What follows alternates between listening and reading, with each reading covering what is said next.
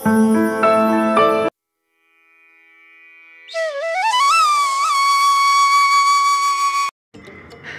আলাইকুম রহমতুল্লাহ বারকাত। আশা করি ভালো আছেন সকল প্রবাসী ভাই বোনেরা।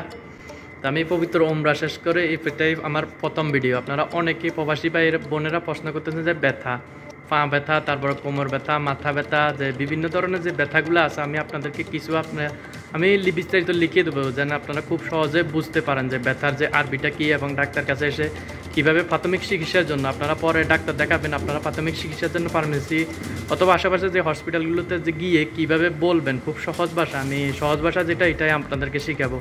তো চলুন আমি শুরু করি। এখন আপনাদেরকে আমি বিস্তারিত খুব সুন্দরভাবে লিখে দিব যেন সহজ ভাষায়। তো চলুন। ব্যথা, ব্যথার আরবিটা কি? ব্যথার আরবিটা খুব সহজ ভাষা একটা বলা হলো এলাম, আলিফ লাম মিম। দেখতেন আমি লিখে দিয়েছি এখানে আলিফ লাম মিম এলাম। আবার অন্যভাবে বলা হলো অজা।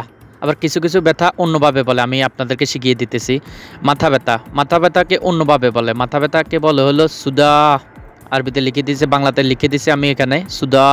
এখন ডাক্তার কাছে আসলে বলবেন যে আন্দি সুদা আনা আবগা দাওয়া, বাস এটা বললে ওনারা খুব সহজে বুঝে যাবে। তারপর আছে হলো গলার, গলার কি আরবি এটা আপনারা প্রথমে শিখে নেন। গলার যে আরবিটা এটাকে বলে হলো হেল্ক, আরবিতে বলে হলো হেল্ক। এখন ব্যথার যে আরবিটা এটা তো এলাম, আপনারা অনেকে জানেন ব্যথার এলাম বলে। বলবেন যে আন্দি এলাম ফিল হাল্ক, আন্দি এলাম ফিল হাল্ক, অথবা বলবেন যে আনাফি এলাম হাল্ক, আনাফি এলাম হাল্ক। বাস এটা বললে ডাক্তাররা খুব সহজে বুঝে যাবে। এখন ডাক্তারকে বলবেন যে আনাবগা দাওয়া, ওষুধের আরবিটা হলো দাওয়া, বাস বলবেন যে আনাবগা দাওয়া। তারপর আছে হলো কোমর ফিট, এটা ব্যাক সাইডে পিছের যে সাইডটা আছে এটাকে কোমর ফিটের আরবিটা কি? কোমর ফিটের আরবিটা বলে হলো জাহার, আরবিতে বলে হলো জাহার। আমার জানি না বাংলাটা ঠিক হয়েছে না, আপনারা জাহার বলবেন। এখন বিস্তারিত বলবেন কিভাবে ডাক্তারকে, খুব সহজে বলবেন যে আন্দি এলাম ফিল জাহার, আন্দি এলাম ফিল জাহার, অথবা বলবেন যে আনাফি এলাম জাহার, আমার পিছনে কোমরে ফিটে ব্যথা আছে। ডাক্তাররা ইনশাল্লাহ খুব তাড়াতাড়ি বুঝে যাবে এবং ওষুধটা দিয়ে দিবে আমার জানা মতে। এটা বললে ওনারা খুব সহজে বুঝে যাবে। তারপর আছে হলো পা, পায়ের আরবিটা কি এটা শিখে নিন আপনারা। পাকে আরবিতে বলা হলো রিজিল, পাকে আরবিতে বলা হলো রিজিল।